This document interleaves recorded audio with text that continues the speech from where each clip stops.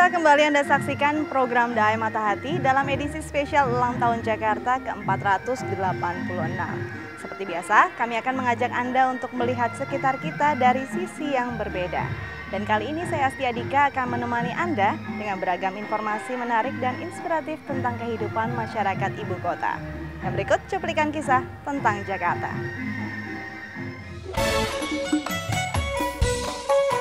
Wisata murah meriah di Jakarta.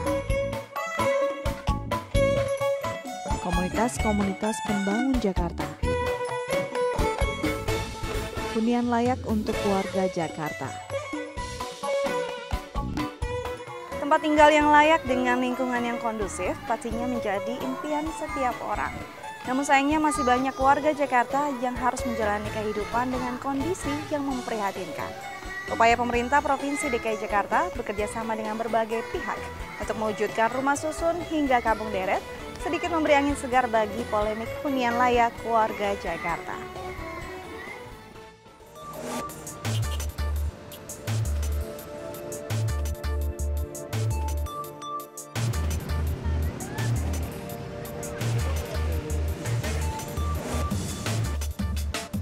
Jakarta telah tumbuh menjadi kota besar dengan beragam fenomena sosial yang menyelimutinya, mulai dari transportasi, gaya hidup, hingga hunian layak.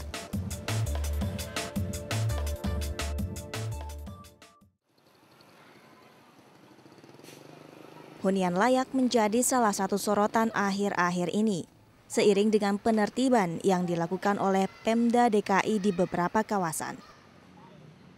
Banyak rumah-rumah warga yang dibangun di kawasan hijau maupun daerah resapan air. Tak hanya itu, padatnya pemukiman warga serta ketidakteraturan fasilitas di daerah pemukiman kerap memicu terjadinya kebakaran yang sulit dipadamkan.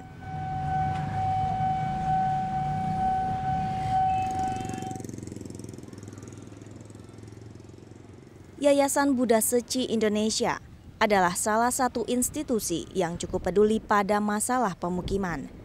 Membangun 2 unit rusun, yayasan ini merelokasi warga dari bantaran Kali Pakin dan bantaran Kali Angke. Warga yang direlokasi merasa beruntung bisa menempati rusun dengan sewa yang tak terlalu mahal. Nah, kami beserta pemerintah provinsi dan dibantu oleh Yayasan Buddha Suci merelokasi warga tersebut ke rumah susun Buddha Suci ini. Sehingga pekerjaan itu saat ini di lapangan sedang dilakukan terus. Setelah mereka direlokasi, pekerjaan pengurasan termasuk pembuatan jalan inspeksi terus bisa berjalan sesuai dengan target waktu yang telah ditentukan. Hunian vertikal seperti rumah susun dinilai tepat bagi warga kota besar dan padat seperti Jakarta. Keterbatasan lahan adalah hal yang patut menjadi pertimbangan utama. Ya, sebenarnya secara umum dalam tata ruang kota itu kita sudah membagi kawasan-kawasan hunian. Itu kan mulai dari kawasan hunian menengah ke bawah, kemudian kelas menengah sampai dengan hunian menengah atas. Nah, kemudian juga jangan lupa karena tinggal di kawasan perkotaan tentu ada keterbatasan lahan. Nah, ke depan sebenarnya kalau pemerintah itu mempertimbangkan hal ini, maka sudah sewajarnya ada peraturan pembangunan hunian itu ke hunian vertikal. Baik itu hunian vertikal untuk kelas menengah ke bawah dalam bentuk rumah susun, hunian vertikal untuk golongan menengah dan ke atas tentu dalam bentuk apartemen. Model perelokasian warga ke rumah susun yang dilakukan Yayasan Buddha Seci menjadi salah satu model yang diadaptasi oleh Pemda DKI saat ini.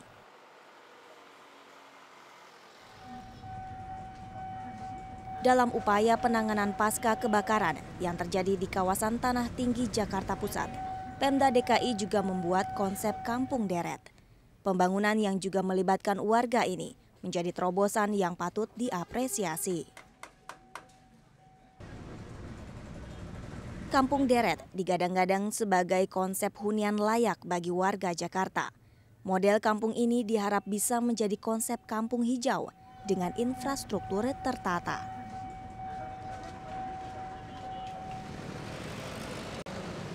Jakarta memang kian sesak dan padat. Urbanisasi yang terjadi membuat orang nomor satu di ibu kota ini harus mencari solusi yang bersifat simbiosis mutualistis. Tidak hanya antara Pemda dan warga, tetapi juga lingkungan.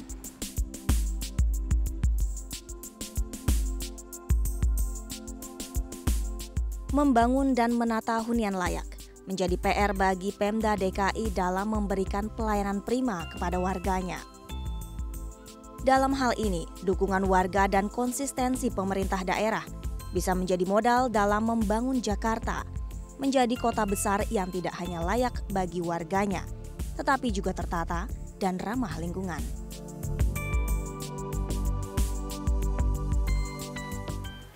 Jakarta tumbuh pesat dengan masyarakat yang makin individualis.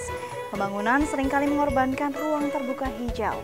Mobilitas masyarakat yang tinggi juga membuat kepedulian makin terlupakan.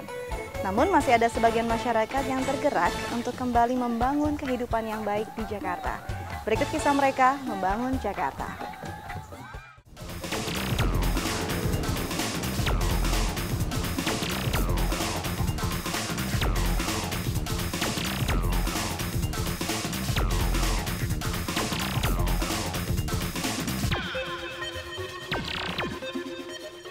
...486 tahun, bukan lagi usia belia untuk sebuah kota.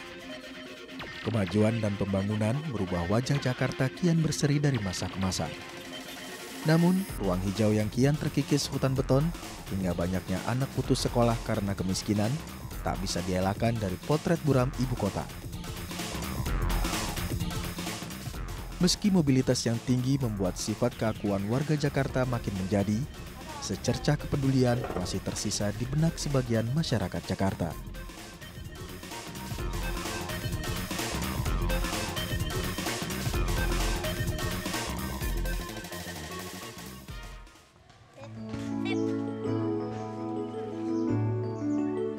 Seperti yang dilakukan warga RW 03 Rawajati, Jakarta Selatan. Mereka bahu-membahu menciptakan lingkungan sehat dan asri. Bank sampah adalah salah satu produk swadaya warga. Sistem bank sampah menjadi wadah bagi warga dalam mengolah sampah rumah tangganya sendiri dengan lebih teratur.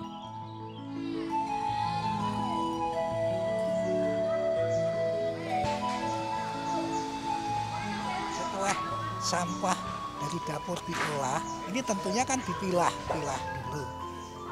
Kemudian sampah anorganiknya mereka jual kepada kerompongan, istilahnya rangkaian kerompongan. Kemudian timbul para pengurus di sini, buat dikoordinir saja menjual sampah anorganiknya. Nah, kemudian dikoordinir, dikumpulkan jadi satu. Kemudian sistem pembayarannya itu memang sekitar 1 minggu setelah mereka membawa sampahnya. Kemudian setelah dijual ke lapak, itu baru dibayarkan yang bersangkutan atau warganya. Nah, awalnya demikian, kemudian seterusnya bisa mereka gimana untuk sampahnya yang anorganik, Pak. Udah kumpulkan aja, dicatat namanya semua, dibuatkan buku. Nah, buku seperti buku nasabah bank seperti bank biasa. Tak hanya memberlakukan bank sampah, warga pun begitu antusias menghijaukan lingkungan rumah mereka dengan aneka tumbuhan kaya oksigen. Keasrian Kampung Rawajati menghantarkan mereka meraih gelar Kampung Agrowisata di tahun 2005.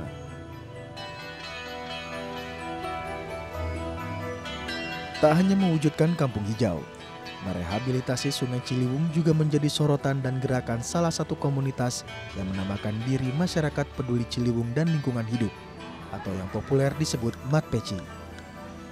Kondisi Sungai Ciliwung yang kian hari makin keruh dan bersampah, ditambah keberadaan rumah liar di bantaran sungai, khususnya di Das Ciliwung, Kelurahan Cikokol, Pancoran, membuat sebagian warganya tergerak untuk berbenah diri.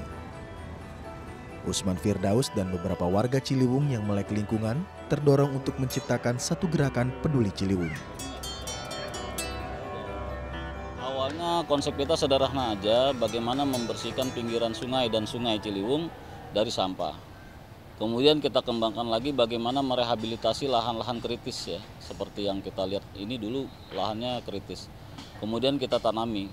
Setelah kita kembangkan lagi kepada konsep pertanian perkotaan. Jadi kita mengajak masyarakat di sekitar Ciliwung supaya langsung dapat memanfaatkan hasilnya. Misalnya kalau kita nanam sayuran gitu, itu bisa dia langsung konsumsi. Kemudian kita tanam tanaman produktif ya.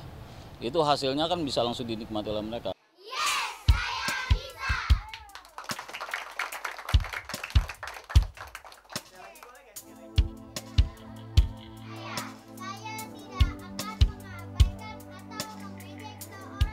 Polemik Jakarta tak hanya terletak pada masalah lingkungan dan minimnya ruang terbuka hijau. Sektor pendidikan juga masih mengkhawatirkan bagi anak-anak dan keluarga prasejahtera. Menyaksikan kondisi ini, ternyata masih ada sebagian masyarakat yang tergerak untuk melakukan sebuah perubahan. Di bawah bendera Yayasan Gugah Nurani Indonesia, para relawan yang terdiri dari pelajar, mahasiswa, dan masyarakat bahu-membahu memberikan pelayanan pendidikan dan pengembangan bagi 500 anak yang berada di kawasan Menteng Tenggulun, Jakarta.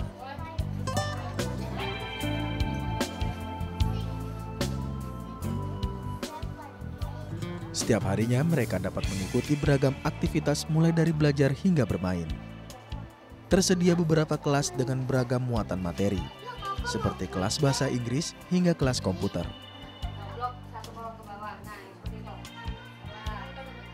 Kepedulian para relawan GNI tak hanya sebatas di area rumah belajar saja.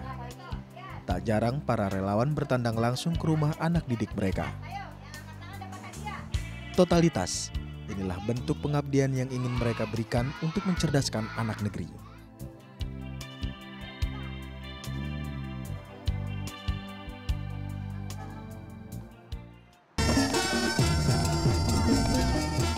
Kemajuan besar bisa dimulai dengan sebuah gerakan sederhana. Ya, siapapun dan apapun wujud upaya untuk membangun Jakarta, tetap memberi kontribusi yang berharga bagi ibu kota kita tercinta.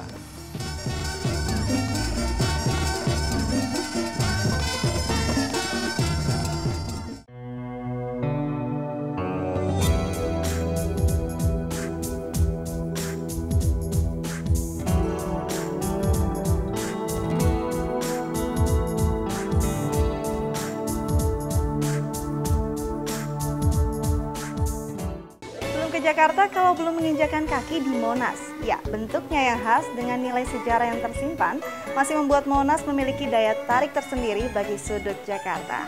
Selain pesonanya, biaya yang ekonomis juga menjadi alasan warga Jakarta untuk berwisata ke Monas. Dan kali ini tim Hati-Hati akan mengajak Anda untuk melirik kembali ikon kota Jakarta yang khas dengan puncak emasnya.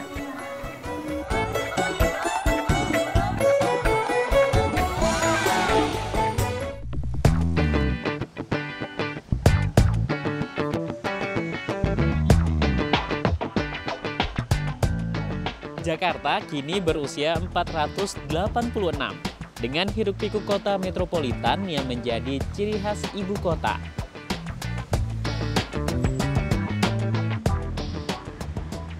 Di tengah kemacetan Jakarta, saya lebih memilih untuk menggoes sepeda menuju salah satu landmark ibu kota. Tahukah kamu bahwa bersepeda selama 1 jam penuh dapat membakar 1.500 kalori? Lumayan buat olahraga tanpa harus membayar biaya mahal. Dan juga pasti bebas dari kemacetan Jakarta. Yuk ikuti perjalanan saya.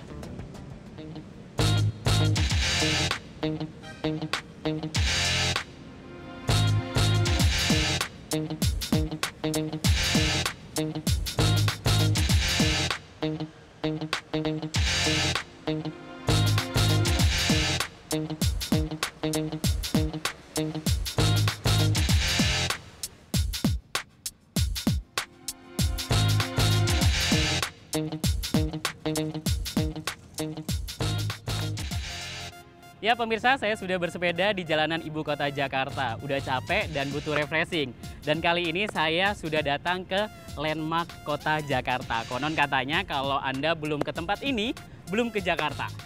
Monas.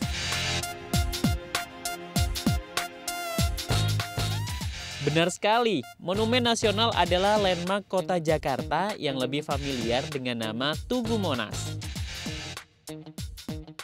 Bentuk Tugu Monas berupa tugu dan juga pelataran yang melambangkan keharmonisan yang selaras. Dan di puncak Monumen Nasional, terdapat lidah api berlapis emas murni seberat 35 kg yang melambangkan semangat juang rakyat Indonesia.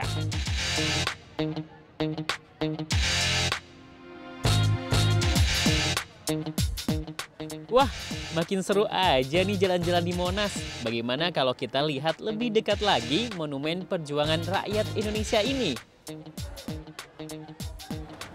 Nah pemirsa, nanti kita akan ke puncak Monas dan sebelum itu kita harus beli tiket seharga Rp15.000. Satu Ibu? Iya dewasa. Terima kasih Ibu. Nah pemirsa, ini tiketnya. Yuk.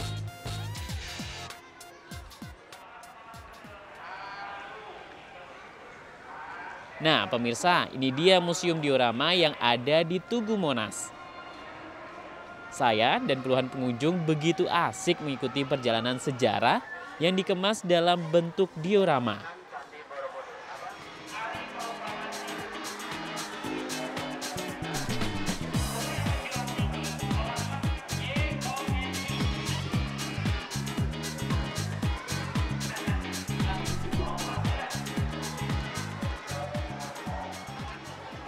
Ya, pemirsa, saat ini saya berada di Museum Monumen Nasional. Di sini terdapat 51 diorama yang menceritakan tentang perjalanan bangsa Indonesia. Salah satu diorama yang ada di belakang saya ini yaitu diorama pembacaan teks proklamasi pada tanggal 17 Agustus tahun 1945.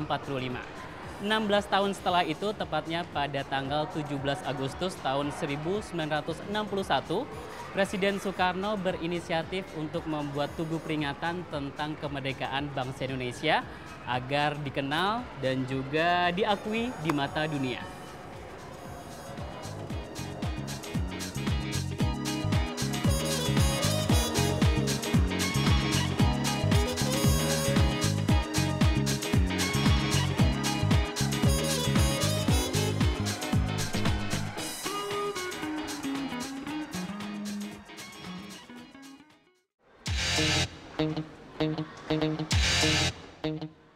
Sekarang saya akan mengajak Anda melihat kota Jakarta dari ketinggian 432 meter. Untuk naik ke puncak tertinggi Monas, membutuhkan waktu 3 menit dengan menggunakan lift. Tapi jangan senang dulu, karena kita harus sabar antri dengan pengunjung yang lain yang juga ingin ke puncak Monas.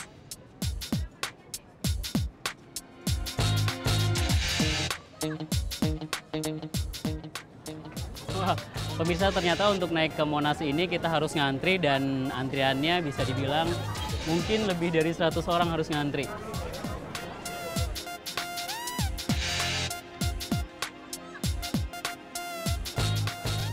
Akhirnya perjuangan saya antri gak sia-sia. Sekarang saya bisa melihat gedung-gedung pencakar langit ibu kota dari puncak Monas.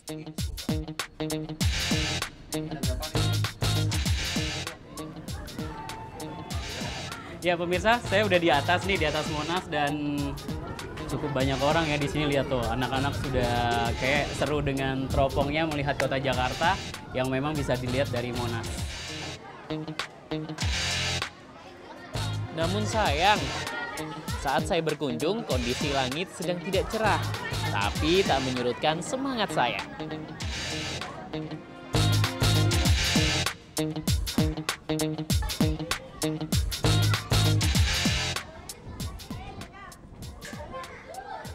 Nah, pemirsa, dengan teropong ini kita bisa melihat ikon kota Jakarta lainnya seperti gedung pencakar langit yang memang banyak di Jakarta.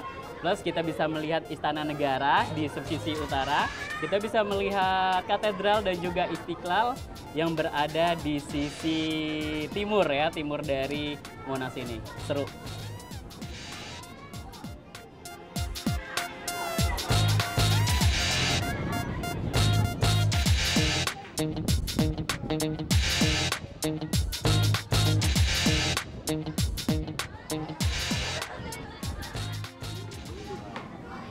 Ya pemirsa, ternyata nggak cuma saya yang excited untuk melihat kota Jakarta di ketinggian 132 meter. Kayak kita perlu tanya-tanya nih orang-orang yang udah datang ke sini dan melihat kota Jakarta dari atas.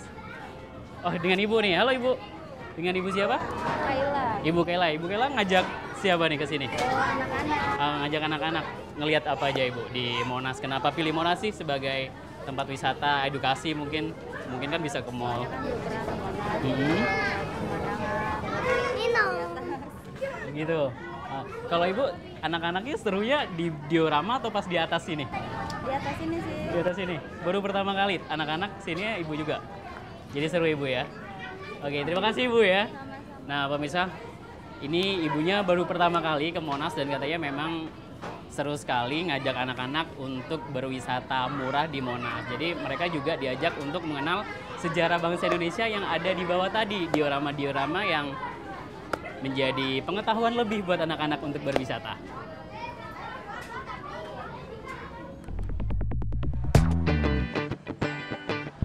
Menyenangkan berwisata sambil mengenal sejarah Indonesia lebih jauh. Namun, tidak lengkap kalau kita tidak berfoto dengan monumen buatan Soekarno ini. Wah, boleh Pak fotonya? Boleh, boleh. Berapa Pak? 20. 20, nggak boleh kurang. 15? Boleh ya 15 ya, tapi sebentar Pak. Nah pemirsa, tadi kita sudah berwisata di Monumen Nasional, tadi sudah ke museumnya, kita melihat diorama perjalanan sejarah bangsa Indonesia, plus kita sudah melihat Jakarta dari ketinggian 132 meter.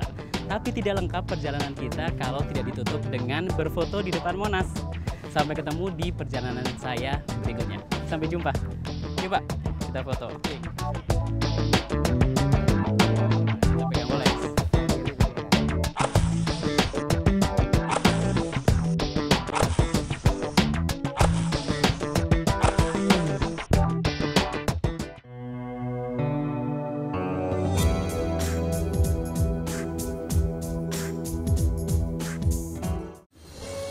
Pemirsa, demikian kabar kami untuk Anda. Semoga tayangan Mata Hati kali ini bisa menambah kepedulian dan kecintaan kita terhadap ibu kota kita, Jakarta. Jangan lupa untuk selalu menyaksikan program Daya Mata Hati dari Senin sampai Jumat di waktu yang sama dan temukan kisah-kisah menarik lainnya. Jika Anda mempunyai kritik atau saran, silakan email di alamat berikut ini. Sekian perjumpaan kita, lihat sekitar kita dengan mata hati. Sampai jumpa.